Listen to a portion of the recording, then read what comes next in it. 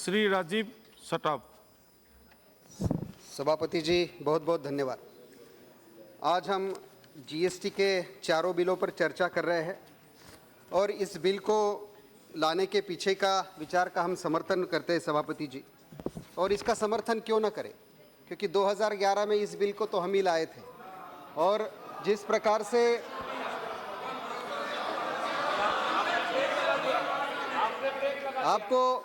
आप लोग बड़ा रिएक्ट कर रहे हो, आपका बहुत धन्यवाद। इसका मतलब जब हम ये बिल को लाए थे तो आपने इसी प्रकार से उसको रोकने की कोशिश की और वो फिर से इस बहाने से सामने आ रही।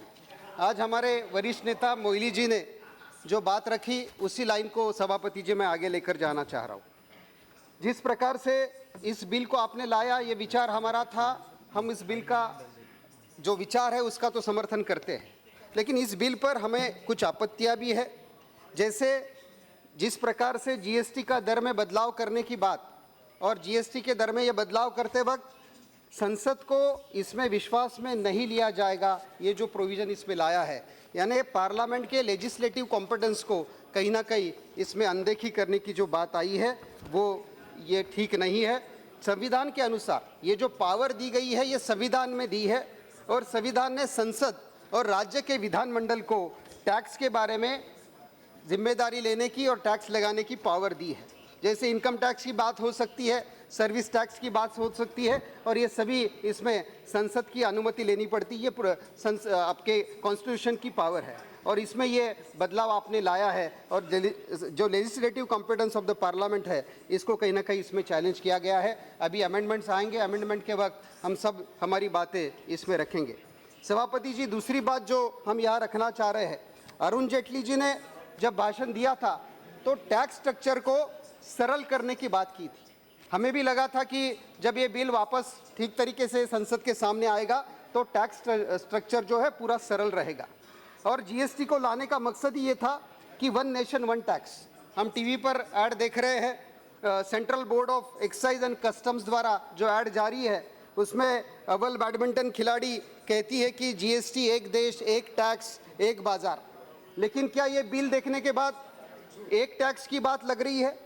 इसमें अगर हम देखेंगे तो सीजीएसटी का प्रोविज़न है, आईजीएसटी का प्रोविज़न है, एसजीएसटी का प्रोविज़न है, यानी सेंट्रल गवर्नमेंट का एक टैक्स, स्टेट गवर्नमेंट का एक टैक्स, इंटर स्टेट और एक्सपोर्ट इंपोर्ट का टैक्स। और यही नहीं तो इसमें लगभग 7 स्लैब का प्रोविज़न किया गया है, 0%, 5%, 8%, 12% और 28%, और बाकी सेस का भी प्रावधान इसमें है।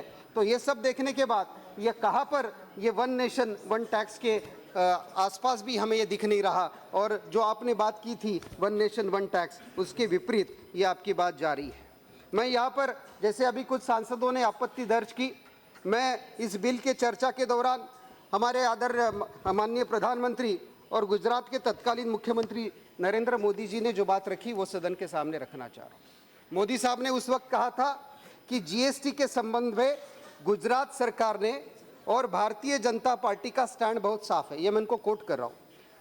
तब तक साकार नहीं हो सकता जीएसटी का सपना जब तक कि आप पूरे देश में टैक्स पेयर के साथ आईटी इंफ्रास्ट्रक्चर का नेटवर्क नहीं बनाते।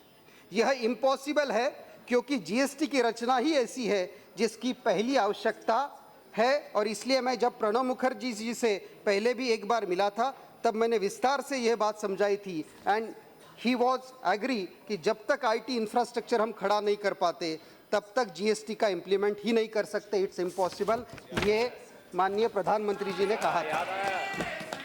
then finance minister और इसीलिए मैं सरकार को आपके माध्यम से सभापति जी पूछना चाह रहा हूँ, क्या जीएसटी का सॉफ्टवेयर का डिज़ाइन पूरा हो चुका है?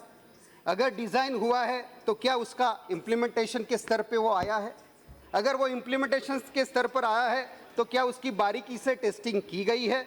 अगर उसकी बारीकी से टेस्टिंग की गई है तो क्या वह फुल प्रूफ है या नहीं है? इस बारे में आपने सदन को अवगत करने की ज़रूरत है, क्योंकि अभी भी सौगत राय दादा ने जो कहा था कि आपके पास क्या इसका इम्प्लीमेंटेशन या इसका सॉफ्टवेयर के बारे में आपने काम किया है क्या? अगर आप कह रहे हो कि 1 जुलाई से इसे लागू करेंगे, अगर आपकी तैयारी नहीं है तो पिछले 4 महीने में ये 4-5 महीने में ये दूसरा डिजास्टर होने वाला है।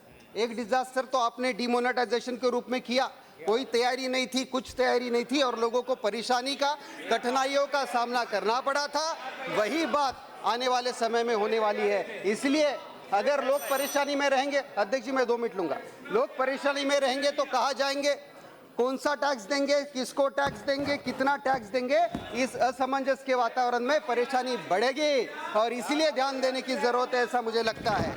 दूसरी बात यहाँ पर अध्यक्ष जी मैं आपके सामने रखना चाह रहा हूँ कि जीएसटी का इंफ्रास्ट्रक्चर में आप काम करने की जरूरत है और ये करते वक्त जो बड़े व्यापारियों में तो आईटी इंफ्रास्ट्रक्चर में काम शुरू किया, लेकिन छोटे व्यापारियों को इसके बारे में कुछ पता नहीं है। राज्य सरकार और सेंट्रल गवर्नमेंट के ऑफिसर्स की ट्रेनिंग का भी इसमें पता नहीं है। अगर एक किसान घर बनाएगा और वो घर किराए पे देगा तो उसको कितना सर्विस टैक्स लगेगा, कितनी परेशानी होगी, इसके बारे में भी पता नहीं। और दूसरी बात अध्यक्ष जी मैं यहाँ पर रखना चाहूँगा कि जीएसटी एक इनडायरेक्ट टैक्स है और इनडायरेक्ट टैक्सेस ये रिग्रेसिव माने जाते हैं और जब वो रिग्रेसिव माने जाते हैं, उदाहरण के रूप में देना चाहूँगा कि अगर एक कोई गरीब आदमी अगर कोई कोल्ड ड्रिंक पी रहा है या गरीब आदमी कुछ बातें खरीद रहा है, उसको कितना टैक्स पड़ने वाला है, उतना ही टैक्स अगर अमीर आदमी को पड़ रहा है और वो 40% का टैक्स रहेगा तो यह आम आदमी के ऊपर इसमें कोई ना कोई प्रॉब्लम और परेशानी बढ़ेगी। इसलिए हमने मांग की थी कि 18% का जीएसटी में आप कैप लगाइए, आपने वो माना नहीं। अब 40% की कैप आपने इसमें रखी है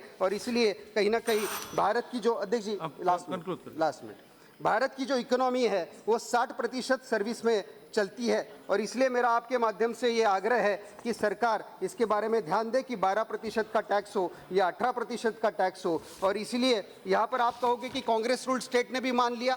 अरे भाई, कांग्रेस रूल स्टेट में मान लिया क्योंकि उनके स्टेट्स के कुछ इश्यूज थे वो उन्होंने एड्रेस किए, लेकिन जब देश की संसद के रूप में हम इसको देखते हैं तो मेरा आपसे आग्रह है कि संसद की गरिमा, संसद की प्रतिष्ठा को इसमें कहीं ना कहीं आँच आने नहीं चाहिए। और इसलिए लास्ट 2 लाइन यहाँ पर अध्यक्ष जी 2 लाइन, सभापति जी 2 लाइन रखना चाहूँगा, सिर्फ 2 लाइन। अंत में मैं इतना ही कहना चाह रहा हूँ कि यह गेम चेंजर नहीं है, ये पहल है और गुणगान जिन उजालों का तुम कर रहे हो आज, गुणगान जिन उजालों का तुम कर रहे हो आज, वो सब चिराग हमने ही रोशन किए थे कल। बहुत बहुत धन्यवाद।